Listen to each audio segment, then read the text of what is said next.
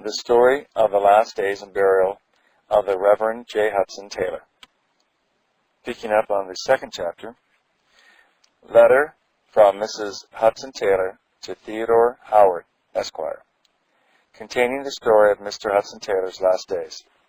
China Inland Mission, Chin-Kiang, on the Yangtze River, Thursday, June 8, 1905. My dear Mr. Howard, alone in this quiet spot beside the simple casket containing all the remains of us of the beloved one now with the Lord, my heart turns to you and many others at home who will be sorrowing yet rejoicing with us at this time.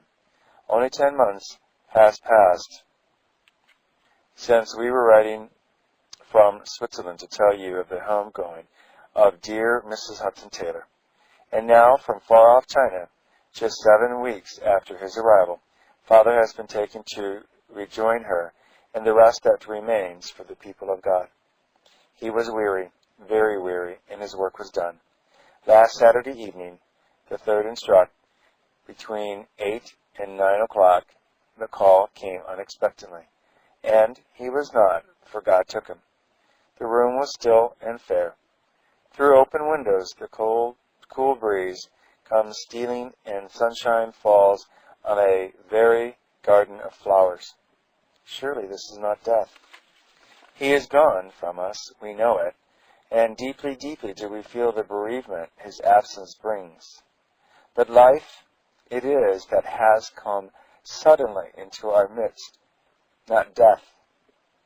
He was caught away from us. He did not seem to die. In every detail then and since, death has been so robbed of its terrors that we look up rather than into the grave and cry instantly, my Father, the chariots of Israel, and the horsemen thereof. CIM Home, Shanghai, June 11th, 1905. But let me tell you from the beginning.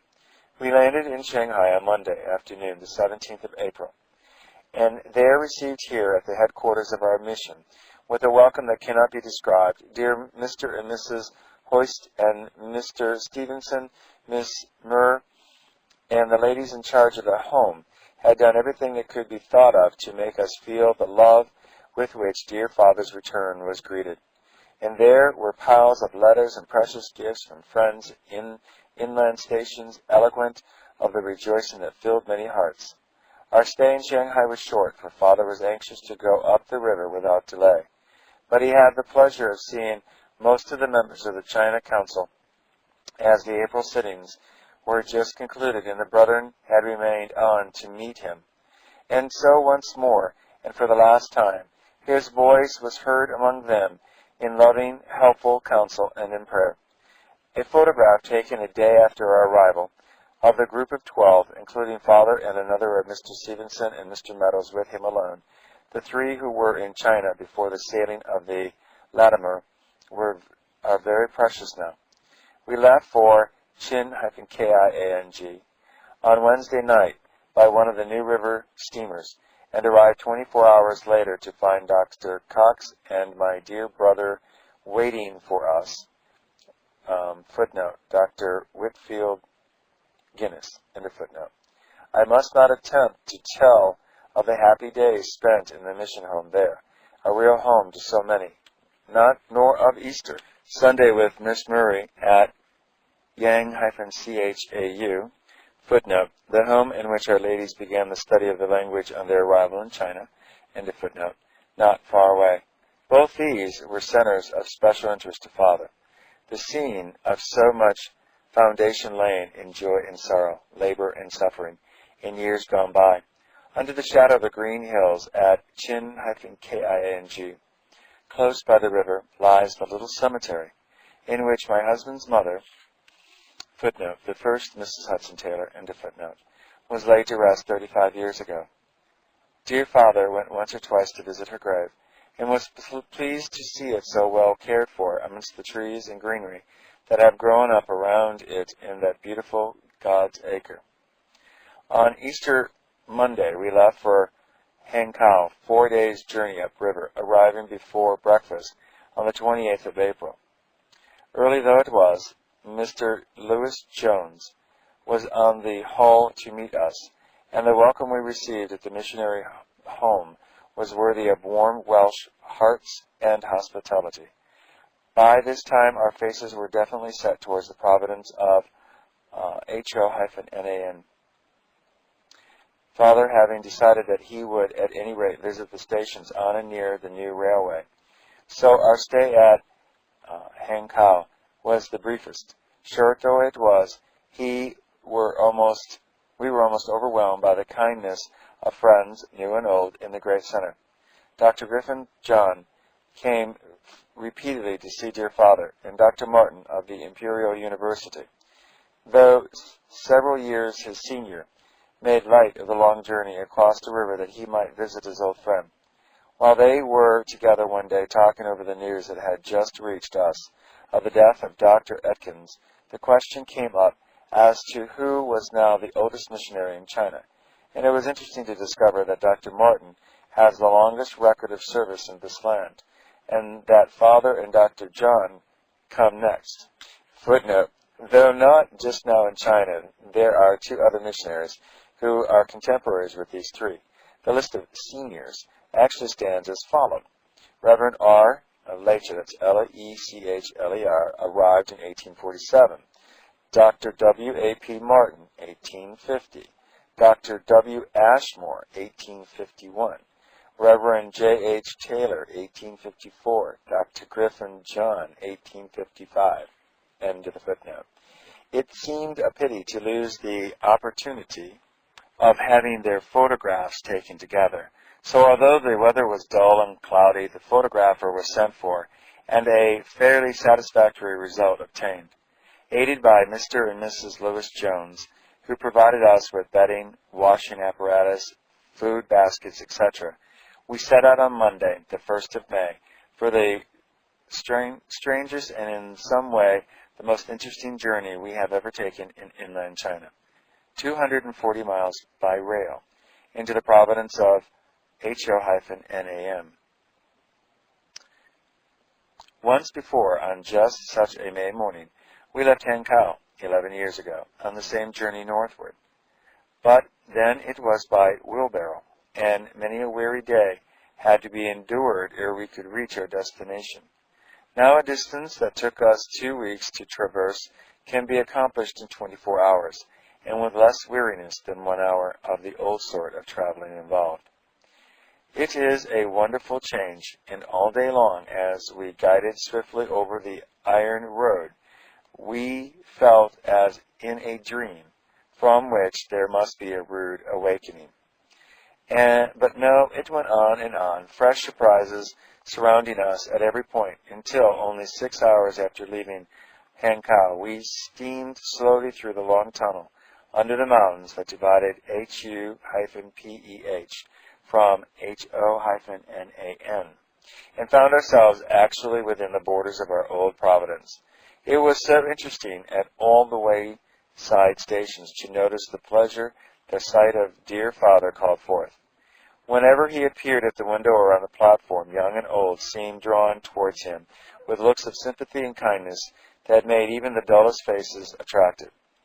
It is rarely, of course, that a foreigner of his years is to be seen traveling in inland China, and the characteristic reverence of the people of old age immediately showed itself in the smiling interest with which they watched his every movement. Everywhere people seemed anxious to show him attention. The railway officials gladly arranged for us to sleep on the train at night, to save the trouble of going to an inn, and all along the way he was the center of attraction. About 10 o'clock on Tuesday morning, the 2nd of May, the train drew up at the busy station of YEN-CHENG, and we found Mr. Lack on the platform waiting to meet us. 2 carts were in readiness to take us to the mission house, and as we left the train behind and rumbled over the rough, uneven roads between the city, we began to realize that we were actually back in HO-NAN once more. And oh, the joy of being there again amongst the people we have known and loved so well. Every moment was a feast to our hearts.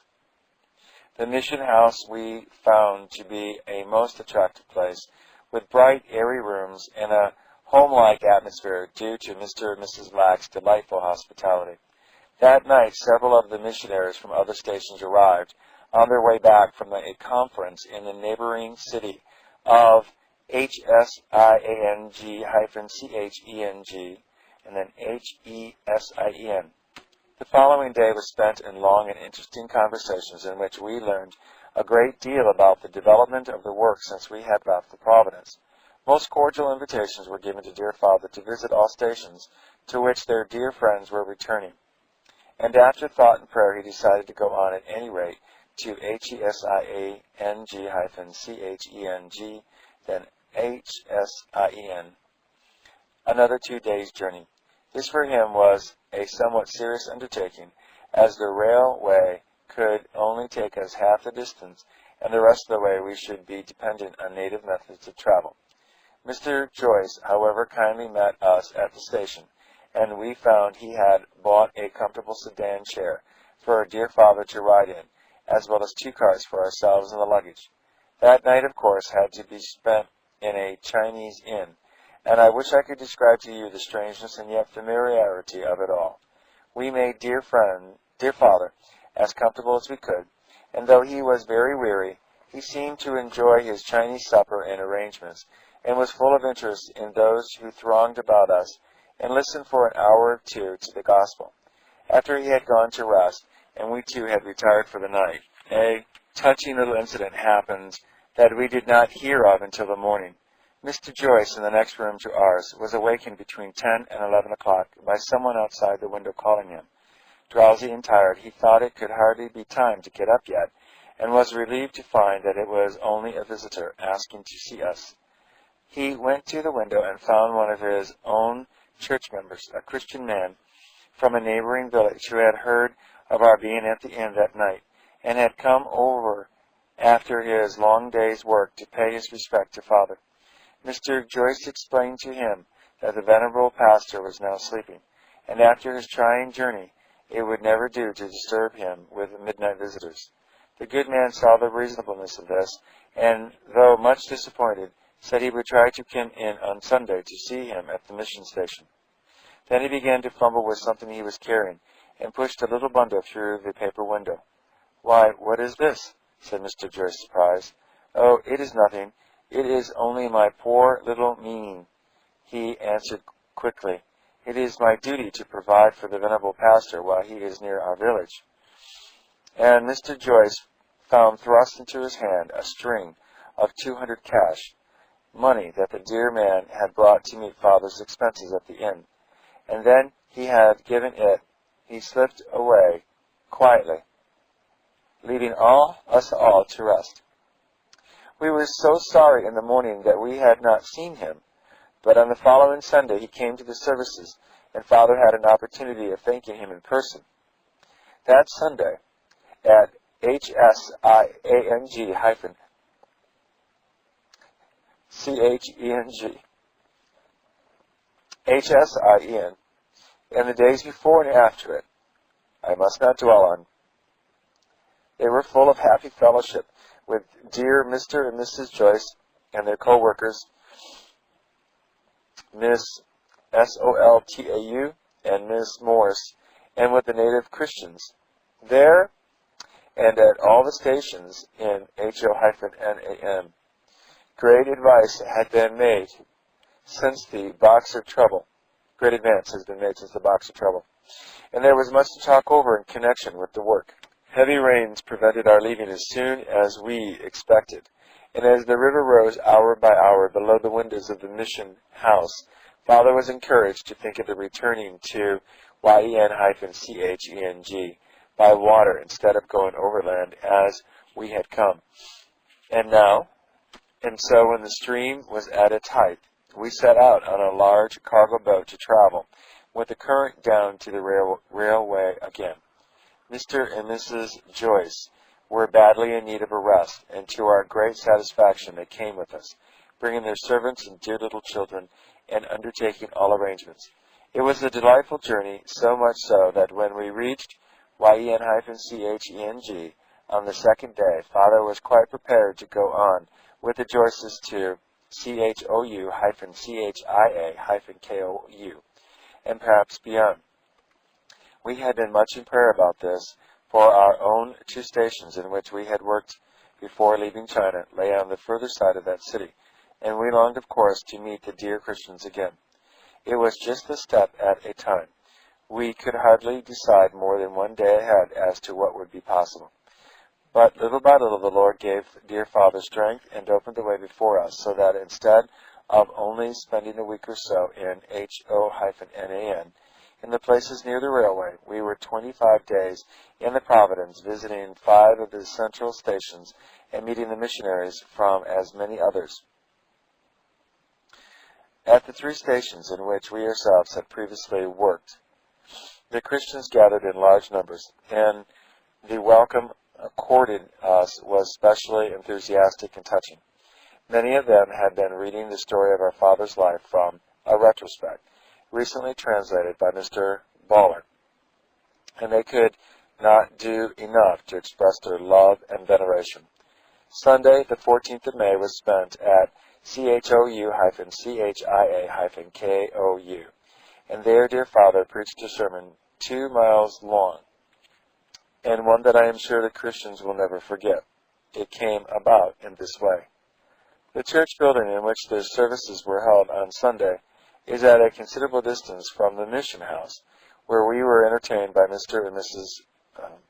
Brock, and the question arose as to how Father was to get there that hot summer morning. It was a walk of fully a mile through the city. But a simple solution was suggested. Had not Miss Leggett, that's Leggat, and Mrs. Talbot sent in a sedan chair with 8 bearers from the neighboring station in view of a visit we hoped to pay them on Monday, and were not the men even now in the house with nothing to do? Let them be called and make ready. But no, Father would not hear of it. Not to put such an example before the native Christians had he come to HO-NAN. If it were necessary for him to go to church on Sunday morning, he could walk. And walk he did, the whole way there and back. My husband took a little chair with him, and when Father was too tired to go further, he sat down just where he was, in the busy street, and the crowds gathered about him. TSA, PUH, K-IH, KO, KIAO, LAI, they exclaimed. Why do you not bring a sedan chair for the venerable gentleman? And then Howard explained to them, and Mr. Jones on the return journey, that it was the Lord's day of rest, and that the will of God was that all men should keep it holy, and that though there was a sedan chair in the house with 8 bearers, the old missionary would not consent to use it on that account. And from that text, several discourses were delivered to interested onlookers here and there along the crowded street. But next day the chair was used and proved very helpful in carrying dear Father over the 20 miles of rough roads to the neighboring city. Oh, that familiar road, how often we had traveled it. Every tree and house looked just as we had seen them scores of times, until we neared our destination. And then something very unusual arrested our attention. Right in front of us on the main highway, a crowd of men and boys had gathered, and as they stood there in the sunlight, several bright, gleaming objects held up in their hands puzzled us not a little. They looked like the large instruments of a brass band, but surely they could hardly be. And then in a moment it flashes upon us. They were the Christians from CHEN-CHAU, who had come out to meet us. The table we now saw was spread with refreshments for dear Father on his journey. The glittering objects shining in the sun were 4 golden characters held up to greet him, the motto to be fixed on a banner they were probably preparing to present when he arrived, and so it proved. For in a few minutes they were all about us, the love and enthusiasm of their welcome defying description. When we had time to look at the beautiful characters, we found to our surprise the 4 words, NUI-TI, yen-ren. Their own greeting to dear Father, literally translated, Inland China's Graceman, or Benefactor of Inland China. A little further on, a group of women Christians met us, and when we reached a house inside the city, we found the whole courtyard covered in and decorated with red hangings, a broad platform arranged at one end, draped in red, and welcome written large on everything. When the red satin banner was hung over the platform, with its gold-covered characters, and the crowd of smiling, happy, hearty friends trooped in for the afternoon meeting, filling every corner to overflowing, it was a beautiful sight, and one not soon to be forgotten. Oh, the happy days bear, how they lived in our hearts. Dear Father was much among the Christians and spoke to them once or twice. At a Christian Endeavor meeting, we were all presented with charming little silver badges and enrolled as members of the CHEN-CHAU branch.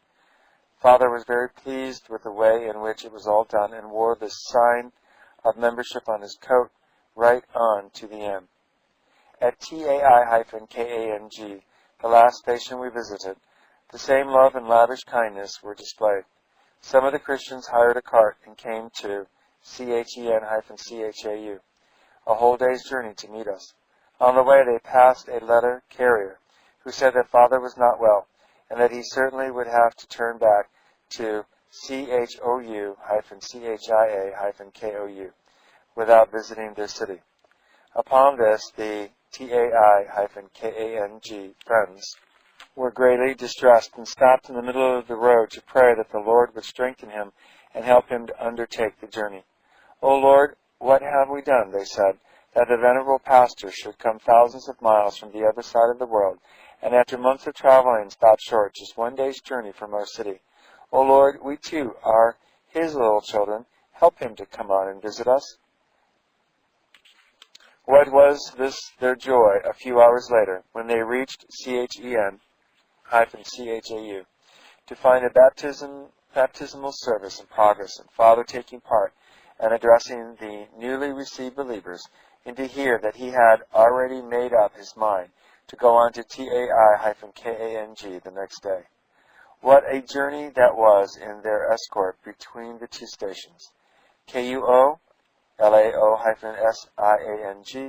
a very great heart bore us along in triumph, insisting on paying himself all expenses by the way, and delighted us hour by hour by the wonderful story of all that the Lord had done for the TAI-KANG church since we left there 7 years ago, and especially during the troubles of 1900. Outside the city gate, the Christians met us with Mr. Ford and Mr. Bird, the missionaries. Mr. and Mrs. Joyce had arrived already, so we were a large party at the mission house. Old friends and fellow workers reunited after long years. With hearts full of thankfulness, we talked over early experiences, hopes, and prayers, how the Lord protected us there in the terrible riot of 1896, and how He has blessed and increased the work, especially since 1900. Time fails to tell of this happy day spent at TAI-KANG, of the meetings with native Christians, the beautiful banner they too presented to dear Father, the return journey all the way to YEN-CHENG, and much besides. One meeting at CHOU-CHIA-KOU, however, must be mentioned. We found ourselves there on a Sunday, on our way back, as it happened, for the Sunday the 21st of May. The Christians came to know that it was Father's birthday, and to our surprise, they prepared a beautiful scarlet satin banner to present to him, bearing the inscription, "O man greatly beloved." He was not well enough for the long walk to church that day, so they all gathered at the mission house for an afternoon meeting. Numbers had come in from the country and from the distant outstations, so that there were a dozen or more of the leading Christian men present from all over the district. One after another they rose to make little addresses to dear Father, full of love and tenderness, some of them very heart-moving. He spoke to them, too, for a few minutes. The next day we left by boat for YEN-CHENG, and after 3 quiet days on the river, We passed under the railway bridge outside the city and felt ourselves in touch with the Western world once more. The following step was easy. 24 hours on the train back to Hankow. It was a beautiful journey, made all the more so by the companionship of a dear fellow worker who joined us at YN-CHANG on her way to the coast, Miss J. and then A.F. Sandberg, whose friends and home in Sweden some of us know so well. It was Friday, the 26th of May, when we reached Hankow, the 39th anniversary of the sailing of the Latimer party, and thus the day on which we entered the 40th year of the mission's history. In the train on the way down, we had some previous times of prayer together, and were very conscious of the presence of the Lord. Full of thankfulness for all His goodness during the 3.5 weeks of our absence in Henna, that's HO-NAN, we look to Him for renewed strength, and for His own guidance as to the next stage of our journey. And oh, how tender was His watchful care over every step of our little way that remained. Only 8 days were left of our dear Father's earthly pilgrimage, 5 days in May and 3 in June, and then the far more exceeding and eternal weight of glory. If only we had known, but He knew, He was planning all. In ways I must not dwell on now, dear Father was led to reconsider the decision he had arrived at against going to HU-NAN, and was given strength and courage to undertake the journey. Saturday, Sunday, and Monday were spent in Hankow, happy, restful days in which he saw many old friends.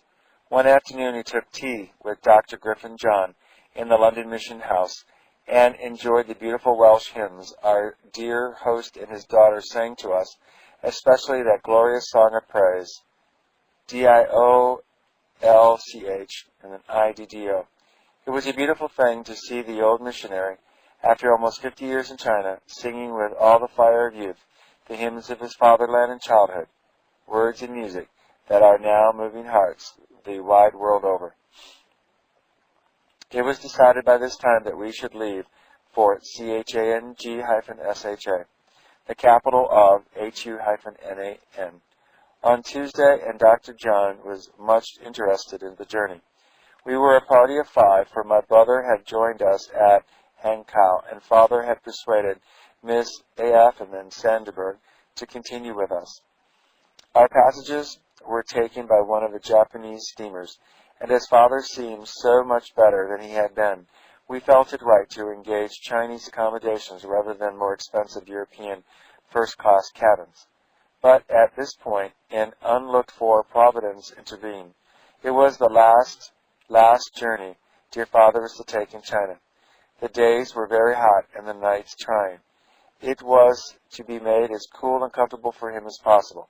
To our surprise, a wire was received saying that the Chinese steamer had run aground in the Tongting Lake, and that it was quite uncertain as to when she would reach Hankow. The only thing to be done was to go by the China Navigation Company's steamer, sailing that same evening, and even then waiting off the shore.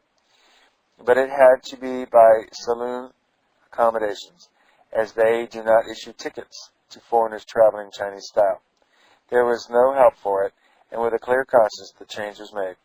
When we went on board that evening, it was to find a beautiful new boat, the best on the upper river, the kindest of captains and officers in charge, and the whole European accommodations reserved for ourselves. We were the only foreign passengers on board. Nothing could have made the journey more delightful. These 2 days spent with Captain Hunter on the SS, spelled S-H-A-S-I, will ever live in our hearts. Dear Father was just himself, and though the weather was instantly hot, he enjoyed the cool saloon, the comfortable chairs on deck, and the free breezes. It was a joy to him to have us all with him, to see the friendship between the younger members of our party deepening into the blessed relationship they have entered upon now. And last but not least, it was the fulfillment of the prayers and longings of a lifetime to see with his own eyes the noble providence, closed so long, now at length thrown widely open to the gospel. As one crossed the great lake and steamed up the river, passing well-built cities, beautiful pagodas and temples, rich plains covered with ripening crops and noble mountain ranges near and distant, one could not but think of all the toil and prayers of years gone by, of buried lives and dauntless faith, richly rewarded now in the wonderful change that is coming over the hearts and minds of the people. Until 8 years ago, there was not one resident Protestant missionary in the whole province. None had been able to gain a footing. Now there are no fewer than 111 missionaries, connected with 13 societies, working in 17 central stations, aided by a noble band of native helpers. It was Thursday afternoon, the 1st of June, when we reached the capital and were welcomed by our dear friends, Dr. and Mrs. Keller, and Dr. Bari, that's B-A-R-R-I-E, to CHANG-SHA. 20 minutes in chairs through the busy streets brought us to the mission house, in which we already felt quite at home, having carefully studied Mr. Harlan Beech's delightful article in a recent number of Chinese Millions. Footnote. See The Church in the House by Mr. Harlan P. Beech in China's Millions for April 1905. Another footnote. Mrs. J. and A.F. Sandenberg and Dr. Whitfield Guinness were engaged a few days later. End of footnote. Ending Chapter 2, Part 1.